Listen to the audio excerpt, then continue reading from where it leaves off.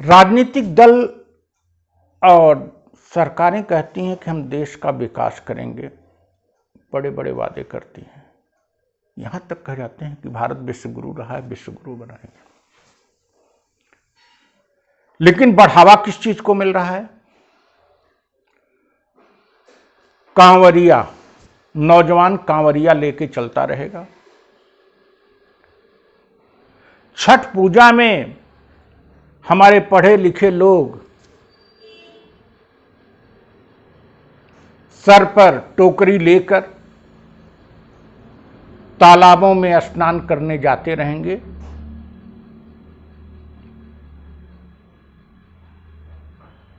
गंदे पानी में स्नान करने की परंपरा जारी रहेगी।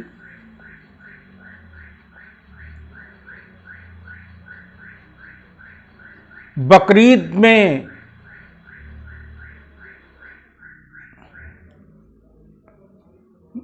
बकरे काटने की परंपरा की होड़ होगी। मुहर्रम में अपने शरीर को खून खून किया जाएगा।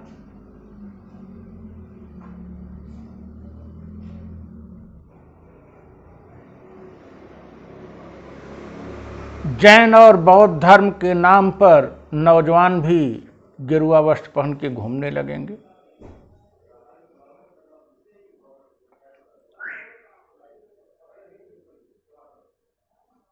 बच्चे भिक्षाटन करते रहेंगे।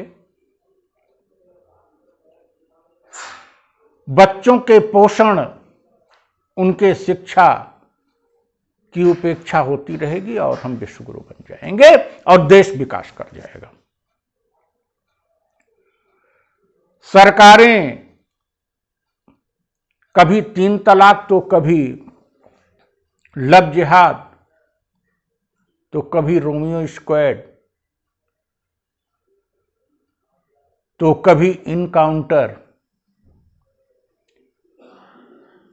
को अपना प्रथम लक्ष्य बना लेंगे और भारत विकास कर जाएगा।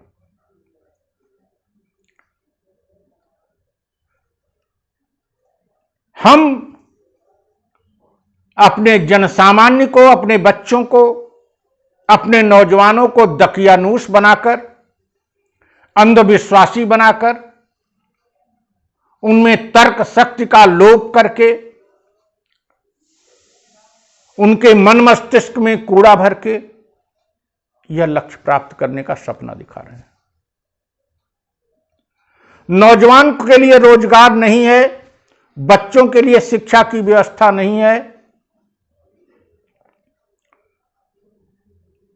छठ पूजा पर भी राजनीति हो रही है और कांवरिया लेके चलने पर भी राजनीति हो रही है और पुष्प की वर्षा की जा रही है। 1 महीने के लिए नौजवान, ठीक है, उनका तो काम चल गया, नौकरी वो मांग रहे थे तो 1 महीना उसी में फंसे रह जाएंगे। फिर 4 दिन छठ में बोझ लेके। हमको आश्चर्य होता है कि मेरे ही कुछ छात्र जो उच्च शिक्षा प्राप्त किए हैं, हम देखे वो सोशल मीडिया पर डाले हुए हैं कि वो टोकरी लेके जा रहे हैं और गंदे तालाबों में स्नान कर रहे हैं। अगर वो शिक्षा क्या देंगे? अगर ऐसी दकियानूस परंपराओं का, ऐसी दकियानूस अंधविश्वास बातों का पोषण वो करते रहेंगे तो शिक्षक के रूप में कैसे सफल होंगे?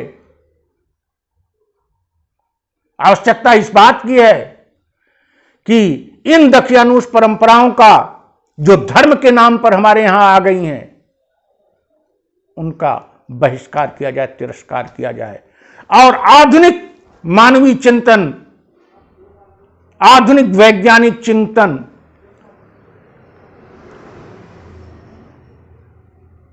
आईटी मैनेजमेंट, बड़े बड़े मैनेजमेंट और आईटी में पढ़े छात्रों को इतिहास और भूगोल का पता नहीं है।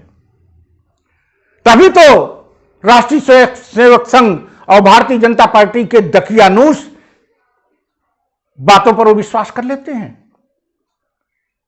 आईटी में पढ़ने वाले व्यक्ति को अगर भूगोल का पता नहीं है, ब्रह्मांड की उत्पत्ति कैसे हुई, बायो की पता नहीं है, कैसे जीवन का उद्भव और विकास हुआ, इतिहास का पता नहीं है, तो धर्म के नाम पर हमारे शिक्षित वर्ग को भी ये लोग भ्रमित ही करते रहेंगे। हमारी शिक्षा व्यवस्था में ये दोष है। याद करिए, औरंगजेब ने भी अपने जीवन के अंत में कहा था कि अपने शिक्षक को कोसा था कि उसने उसको भूगोल, इतिहास और विज्ञान और गणित का ज्ञान क्यों नहीं दिया, क्यों केवल शरीयत का ज्ञान दिया। आज आवश्यकता इस बात की है कि हम लोगों को मूल्यों से, लोगों को इतिहास, भूगोल और विज्ञान से अवगत करावें, जिससे वे सड़ी गली इन परंपराओं को न केवल परित्याग करें अपितु बहिष्कार करके उखाड़ फेंके, तभी देश का कल्याण होगा। वरना राजनीतिक दल और राजनीतिक दलों के शीर्ष पर बैठे लोग तो चाहते ही हैं कि लोग दकियानूस बने रहें और वो अपना उल्लू सीधा करते रहें। Thank you.